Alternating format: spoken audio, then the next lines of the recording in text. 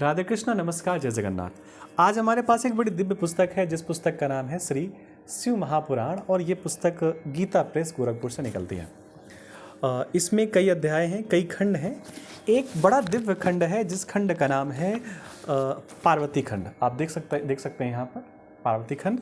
और इसी पार्वती खंड में एक संहिता है जिसका नाम है रुद्र संहिता।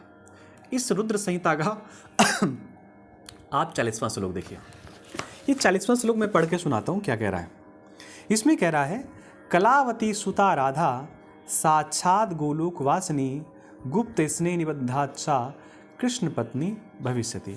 इसमें कहा गया है कि जो लौकिक आचार का आश्रय लेकर उनके साथ विहार करेंगी और जो साक्षात गोलोक वासिनी कलावती पुत्री राधा अपने गुप्त स्नेह से बंधी हुई। गुप्त स्नेह का मतलब होता है कि बहुत ज़्यादा प्रसारित न होना। गुप्त स्नेह से बंधी हुई श्री कृष्ण की पत्नी होंगी। ये मैं नहीं कह रहा, इसमें आप 40वें श्लोक का जो हिंदी शब्दार्थ है आप इसकी नीचे की 2 लाइनें पढ़ सकते हैं, जिसमें लिखा हुआ है कि जो साक्षात गोलोक वासिनी है राधा जी, वही गुप्त रूप से भगवान श्री कृष्ण की पत्नी होंगी।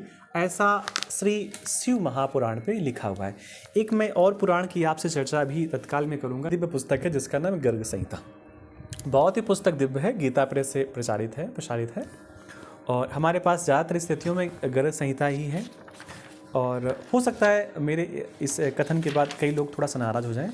इसमें जो गर्ग संहिता का जहाँ पर पृष्ठभूमि होती है, जहाँ पर लिखा रहता है, इसमें 16 नंबर लिखा है श्री राधा और श्री कृष्ण के विवाह का वर्णन। यहाँ पर राधा जी और कृष्ण के विवाह की कथा है। लेकिन मन में हो सकता है आपके मन में ऐसा हो कि भगवान राधा और कृष्ण का विवाह एकांत में हुआ हो, अकेले हुआ हो, वहाँ ज़्यादा लोग न थे। तो इसमें यहाँ पर प्रमुख रूप से जब 16वें अध्याय को हम खोलेंगे तो इसमें भांडीर वन में नंद जी के द्वारा श्री राधा की स्तुति और श्री राधा और श्री कृष्ण का ब्रह्मा जी के द्वारा विवाह, श्री राधा और कृष्ण का ब्रह्मा जी के द्वारा विवाह और ब्रह्मा जी के द्वारा श्री कृष्ण का स्तवन तथा 9 दंपत्ति की मधुर लीलाएं। यहाँ पर देखिए, केवल ब्रह्मा जी नहीं थे। जब विवाह हो गया तो उस समय देवताओं ने फूल बरसाए। देखिए, विद्यार्थियों के साथ देवांगनाओं ने नृत्य किया। गंधर्वों, विद्याचरों, चरणों और किन्नरों ने मधुर स्वर से श्री कृष्ण के लिए सुमंगल गान किया। मृदंग, वीणा, मूर्छंग, वेणु, शंख, नगारे, दुंदुभी, मतलब केवल ब्रह्मा जी नहीं थे, बहुत सारे लोग और वहाँ पे देवता भी थे। नारद जी कहते हैं कि राजन, इस प्रकार स्तुति करके ब्रह्मा जी ने उठकर कुंड में अग्नि प्रज्वलित की। ब्रह्मा जी ने, ब्राह्मण का कार्य होता है, ब्राह्मण कार्य होता है कि विवाह के समय या किसी भी अनुष्ठान के समय कोई कमी हो उसकी पूर्ति ब्राह्मण करता है। उसके बाद दोनों प्रियतम के वैदिक विधान से पाणी ग्रहण संस्कार की विधि पूरी हुई। वैदिक विधान से, ऐसा नहीं कि दूसरे विधान से। उसके बाद ये सब करके ब्रह्मा जी ने खड़े होकर के श्री हरि राधिका जी से अग्निदेव की 7 परिक्रमा करवाई। 7 परिक्रमा होती हैं। तदंतर उन दोनों को प्रणाम करके वेद वेता विधाता ने उन दोनों से 7 मंत्र पढ़वाए। ये वही 7 मंत्र है जो विवाह के समय ब्राह्मण पढ़वाते हैं। उसके बाद श्री कृष्ण के वक्ष स्थल पर श्री राधिका का हाथ रखवाकर और श्री कृष्ण का दूसरा हाथ राधा जी के पृष्ठ क्षेत्र में रखवाकर विधाता ने उनसे मंत्रों का उच्च स्वर में पाठ करवाया। उच्च स्वर में मतलब जो 7 वचन कहलवाए वो जोर से कहलवाए, धीरे से नहीं कहलवाए। उसके बाद उन्होंने राधा के हाथों से श्री कृष्ण के कंठ में केसर युक्त माला पहनाई, बहुत सुंदर माला, जिस पर भ्रमर गुंजार कर रहे थे। इसी प्रकार श्री कृष्ण के हाथों से श्री फिरोजबान नंदिनी के गले में माला पहनवा कर वेदक ब्रह्मा जी ने उन दोनों से अग्नि देवता को प्रणाम करवाया। अग्नि देवता, क्योंकि अग्नि के सानिध्य में सारे कार्य होते हैं।